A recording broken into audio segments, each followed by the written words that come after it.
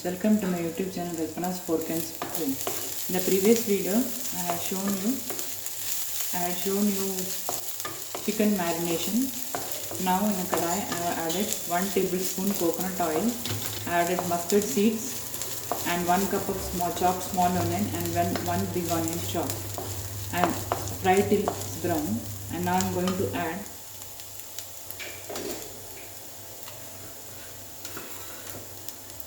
tomato paste. I have taken 3 tomatoes, sauteed till the raw smell goes off. Now I am going to add marinated chicken.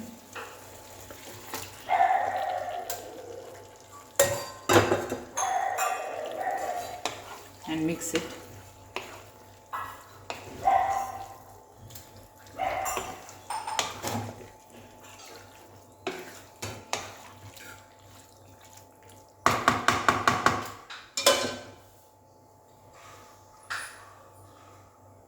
I have added 1 glass of water to it.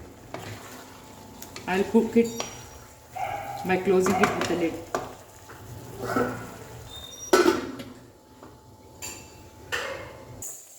Now my chicken is ready. I am going to add half teaspoon of pepper powder.